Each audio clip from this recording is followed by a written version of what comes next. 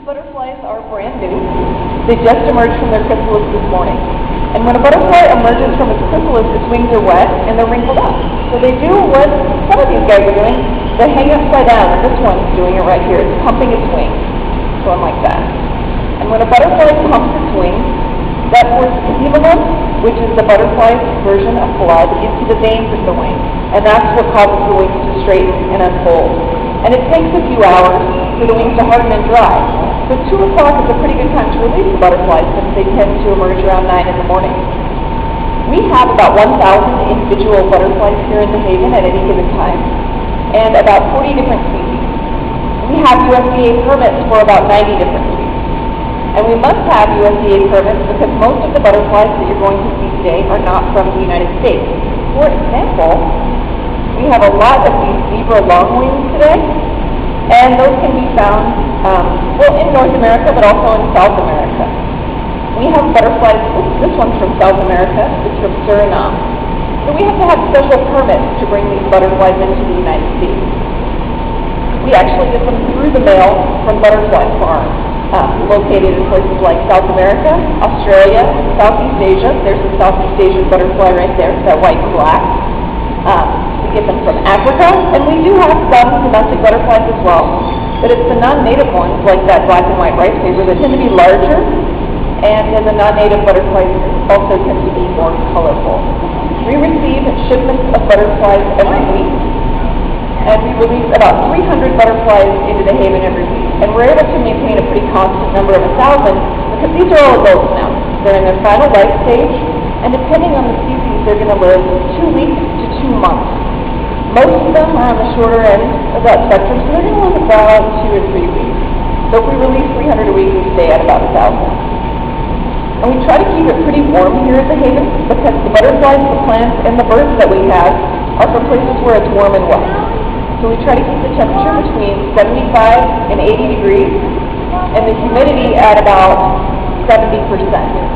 We also have some artificial lights. We don't need them today because it's so nice and bright outside.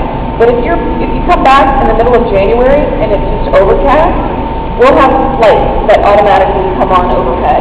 And that's really important because it helps keep the butterflies and the birds active. And it also ensures that we're able to have blooming plants all year long because butterflies need nectar from blooming flowers in order to eat. Now, a butterfly might land on you while you're here in the butterfly haven, especially if you're wearing a bright color. They really like bright colors, well, they're attracted to them because we have flowers that are brightly colored. So they may mistake your brightly colored clothing for a flower. If a butterfly lands on you while you're in here and you want it on you, you can leave it on you as long as you're here in this room. If a butterfly lands on you and you do not want it on you, let me know or one of our volunteers know. We'll just gently brush it so it'll fly away. We do ask you not to touch the butterflies. That's our #1 rule here in the Haven. There's a few reasons for that. They are very delicate, and we don't want to break their wings. And then also, since most of these butterflies aren't from the United States, it's very, very important that they all stay in this room. This is a USDA-regulated facility, and there's lots of rules that we have to follow to make sure that the butterflies stay in here. If the butterflies were to ride out on somebody's shoulder, and the USDA calls that a hitchhiker butterfly, if they were to get out, they could become agricultural pests, which means they could take resources that our Illinois butterflies need. So that's why it's so important that they stay in here. I'm going to go ahead and open this, and we'll see who's ready to fly. And I'll tell you who some of these guys are. The ones that aren't ready to fly, I'm going to set on my Nature Museum volunteers. They're the only ones that I'm allowed to set the butterflies on. That's just another one of our many rules that we have. Now, you may have noticed some birds here in the Haven. Looks like nobody's quite ready to go. That's okay. And there's one bird that's really special. It has a little job. It's about this big. It kind of looks like a little chicken. And it's called a button quail. The button quails are from Southeast Asia, and they are scavengers. They really don't fly, kind of like a chicken. And they eat things that they find on the ground. They eat bugs. And we have a lot of bugs here in this room. Since they don't fly, they just eat the bugs they find on the ground. So that might be ants or other bugs that might eat our plants. And it might also be dead butterflies. So there's a little dude right there. So they are important to us here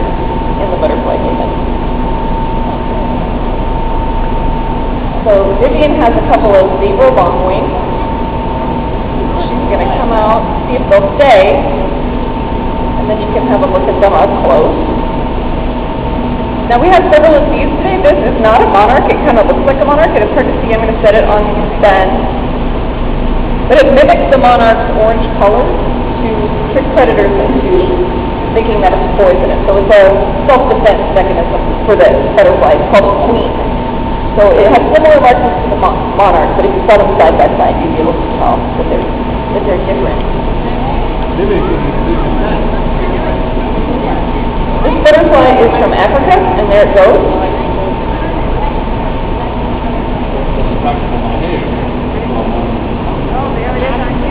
Now the ID sheets that we have here in the Haven have some of the butterflies that we release most often. Now the butterfly that's on Vivian's hand is a clipper, and it is on the ID sheet. It's a clipper on the sheet is blue, that one's yellow.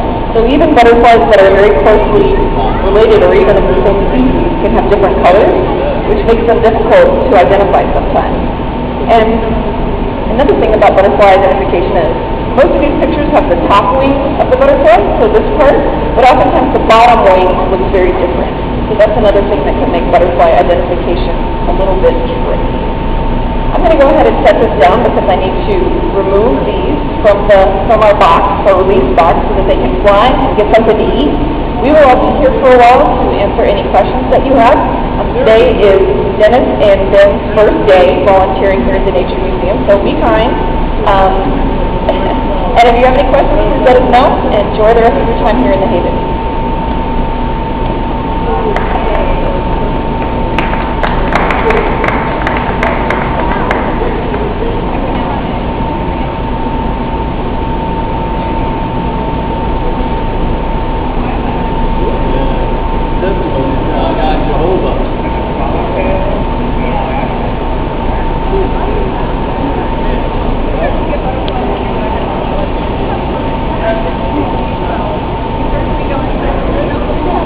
Oh my goodness.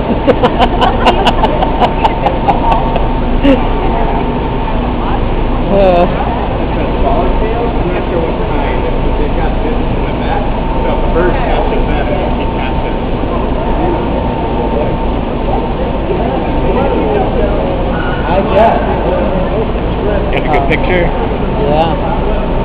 What kind is it? This is, I'm not sure what kind of swallowtail, but the swallowtail has got, singing back there. Thank you. You're welcome.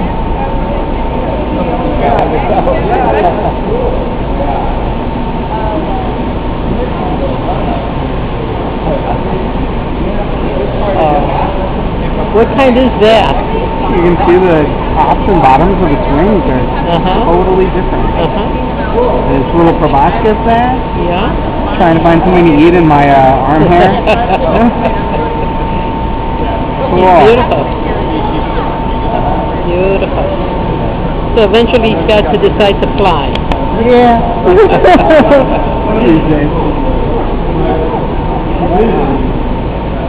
Oh, beautiful. And they're okay. Beautiful. Thank you. Can we do that one?